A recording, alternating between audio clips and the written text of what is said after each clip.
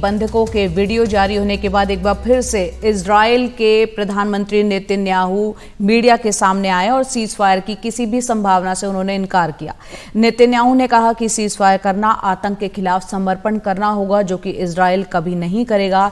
ये युद्ध का वक्त है और जीत पाने तक युद्ध जारी रहेगा। नेतन्याहू ने कहा कि बाइबल के मुताबिक एक शांति का वक्त होता है और एक युद्ध का, और अभी ये युद्ध का वक्त है।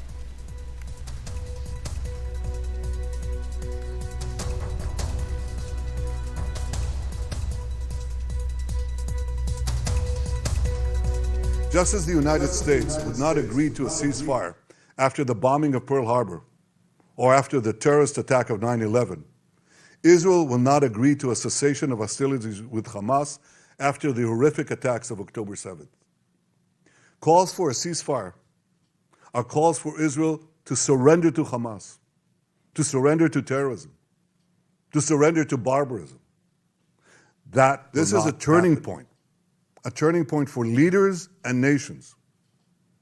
It is time for all of us to decide if we are willing to fight for a future of hope and promise, or surrender to tyranny and terror. Now rest assured, Israel will fight. Since October 7th, Israel has been at war. Israel did not start this war. Israel did not want this war. But Israel will win this war. As long as Hamas's use of Palestinian human shields result in the international community blaming Israel, Hamas will continue to use it as a tool of terror, and so will others. Hamas will continue to use the basements in Gaza's hospitals as the command posts of its vast terror tunnel network. While Israel is doing everything to get civilians out of harm's way, Hamas is doing everything to keep Palestinian civilians in harm's way. Israel urges Palestinian civilians to leave the areas of armed conflict, while Hamas prevents those civilians from leaving those areas at gunpoint. Hamas is also preventing foreign nationals from leaving Gaza altogether.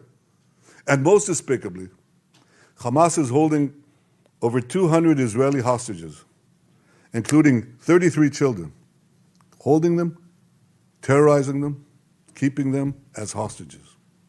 Every civilized nation should stand with Israel in demanding that these hostages be freed immediately and freed unconditionally. Uma Shankar Singh हमारे सहयोगी इस पर चर्चा के लिए हमारे साथ जुड़ रहे हैं। उमा, यहाँ पर नेतन्याहू को सुना। नेतन्याहू साफ तौर पर उनके जो तेवर हैं वो आर पार की लड़ाई के मूड में है, सीज फायर अभी करना नहीं चाहते। कैसे रुकेगी ये जंग जो कि 7 अक्टूबर को शुरू हुई है?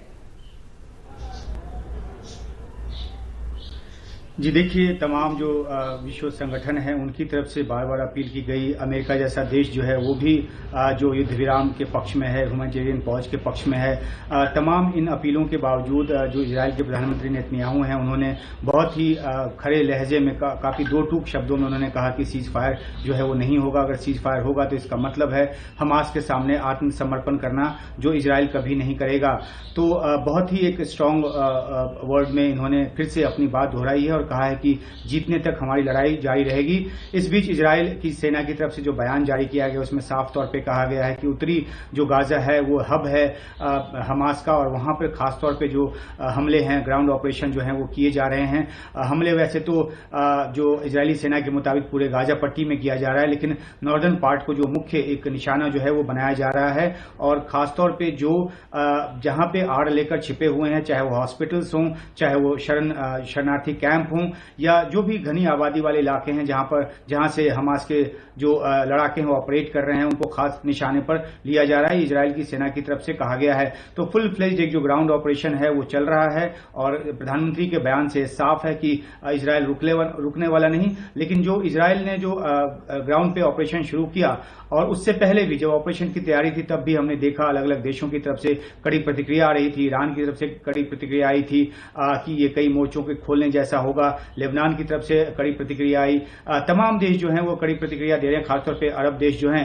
अब इस बयान के बाद और इस इरादे के साथ जो नेतन्याहू ने अपनी बातें कही हैं, देखना होगा कि दुनिया के देशों से किस तरह का रिएक्शन आता है, क्योंकि जो सहयोगी देश है अमेरिका जैसा, वो भी गाजा पट्टी में मानवीय मदद पहुंचने देने के पक्ष में है और उसके लिए सीज फायर की जो बात है उसकी तरफ से भी की जा रही है। हालांकि अमेरिका पूरी तरह से सैन्य तरीके से भी इजराइल के साथ है, ये बात भी वो साफ कर चुका है, लेकिन दुनिया के देशों का जिस तरह से दबाव है, खासतौर पे अरब देशों का जिस तरह से दबाव है, उस बाबत अमेरिका भी इजराइल पे दबाव बनाने की कोशिश कर रहा है, लेकिन पीएम नेतन्याहू पे इसका कोई असर होता नजर नहीं आ रहा।